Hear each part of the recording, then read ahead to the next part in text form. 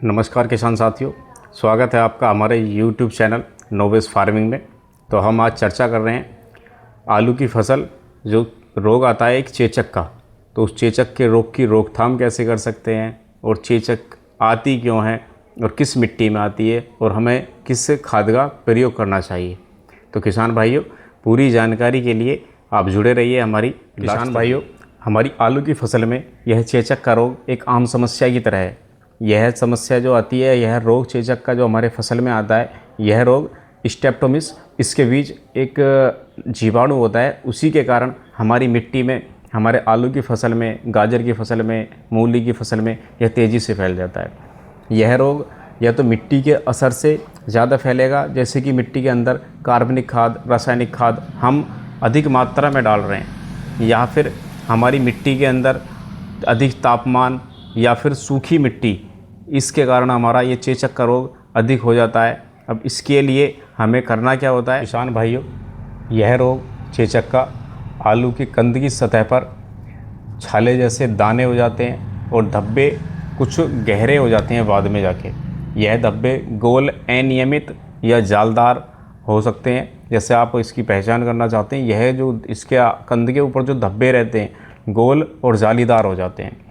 शुरुआत में यह भूरे रंग के धब्बे होते हैं तथा बाद में यह गहरे और फटे फटे से दिखाई देने लगते हैं। यह आलू की गुणवत्ता, उपज और उसकी क्वालिटी दोनों पर ही ज़्यादा असर डाल जाता है। यह रोग जो होता है हमारा चेचक का, हमारी सबसे ज़्यादा क्षारीय मिट्टी अगर है तो उस फसल में हमें देखने के लिए ज़्यादा मिलती है। हमारी आलू की फसल जो है वो ज़्यादातर अम्लीय थोड़ा मिट्टी होना चाहिए, उसमें चेचक की शिकायत डाउन रहेगी और नमी हमारे खेत के अंदर होना सबसे ज़्यादा जरूरी है। किसान भाइयों, इस आलू की फसल में अगर हम ज़्यादा मात्रा में भी गोबर की खाद डालते हैं या फिर वो सड़ी हुई नहीं होती है पूर्णतः से, तो उस खेत में भी हमें चेचक का रोग देखने के लिए मिल जाएगा। अगर हम गोबर के खाद का प्रयोग अपने खेत में कर रहे हैं तो वो पूर्ण तरीके से सड़ी हुई और गली हुई होनी चाहिए।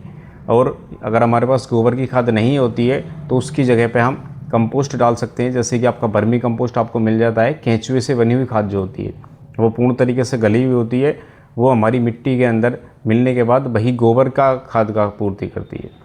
अगर हम अधिक मात्रा में गोबर का खाद भी डालेंगे तो वह भी हमारे मिट्टी को ख़राब करने का काम करती है।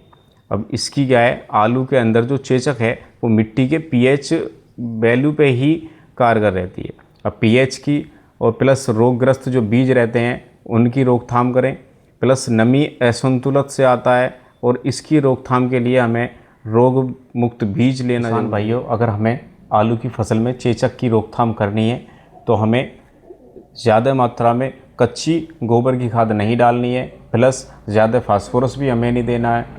अगर हम ज़्यादा फास्फोरस की मात्रा भी अधिक कर देते हैं तो उससे क्या है, हमारे और जो पोषक तत्व रहते हैं जैसे कि आपका नाइट्रोजन है, कैल्शियम है, मैग्नीशियम है, जिंक है, इनका संतुलन खराब हो जाता है, जिससे हमारा मिट्टी का पीएच बैलेंस डाउन हो जाता है या फिर बढ़ जाता है। उस मिट्टी में सबसे ज़्यादा रोग आपको देखने के लिए मिल जाएगा। अब इस रोकथाम के लिए क्या है, हमें रोग मुक्त बीज का उपचार करना है, प्लस बीज का जो उपचारित हमको सीड ट्रीटमेंट करना है, बीज उपचार करना है, वो अच्छी से अच्छी दवाई का लेके हमको बीज उपचार करना है। प्लस अम्लीय मिट्टी होनी चाहिए और सिंचाई समय से पहले होना चाहिए। अगर हम फसल चक्र अपनाते हैं तो किसान भाइयों, हमें सबसे ज़्यादा फ़ायदा है। फसल चक्र अपनाने से हमारी मिट्टी जो है उसका पीएच बना रहता है, प्लस रोगग्रस्त हमारी मिट्टी डाउन हो जाती है, उसमें हमारा उत्पादन भी रहता है और उसकी फसल के अंदर हमें गुणवत्ता भी बढ़ती है। भाइयों, जो हमारी चेचक की रोकथाम के लिए हमारी मिट्टी का जो पीएच होना चाहिए वो 5.2 से लेकर 5.5 तक सबसे ज़रूरी होता है।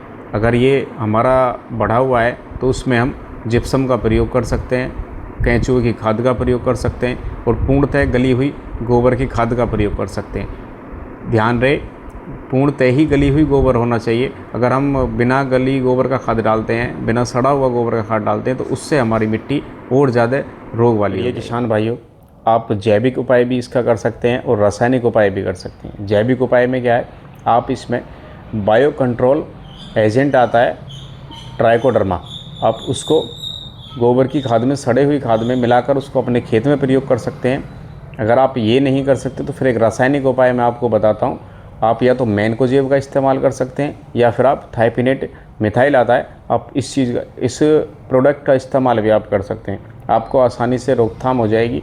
प्लस आपका जिस समय कंद बनने का समय हमारे आलू का हो, उस समय हमें अपने खेत के अंदर नमी अवश्य रखनी है। अगर हम उस समय नमी नहीं रखते हैं तो ये जीवाणु जो चेचक जिसके कारण आती है, वो हमारी फसल को अधिकतर नुकसान पहुंचाने का काम करता है। भाइयों, चेचक का रोग संक्रमित बीज से भी है और जो हमारी मिट्टी के अंदर पहले से मौजूद बैक्टीरिया हैं उनके द्वारा भी आ जाता है, और हम अपने खेत की कम जुताई करते हैं, उस कारण भी हमारे खेत के अंदर रोग प्रेजेंट में रह जाता है। अब हमें रोग की रोकथाम के लिए खेत की गहरी जुताई करें ताकि उसमें जो मौजूद बैक्टीरिया हैं वो नष्ट हो जाएं और हमारी आने वाली फसल संक्रमित ना हो, और हमें उत्पादन और उसकी जो क्वालिटी रहती है वो बरकरार बनी रहे। क्योंकि गहरी जुताई से और संक्रमित बीज से हम इस रोग का उपचार कर सकते हैं। किसान भाइयों, अगर किसी भी फसल की आपको जानकारी चाहते हैं तो आप मेरे नंबर से मुझे संपर्क कर सकते हैं। मैं उम्मीद करता हूँ मैं आपको पूर्णतः जानकारी देता रहूँगा, और आप वीडियो को लाइक करें, सब्सक्राइब करें और अपने साथी को, किसी किसान भाई को आप शेयर ज़रूर करना, ताकि उस भाई को भी धीरे धीरे हमारी जानकारी उस तक पहुँच सके। धन्यवाद।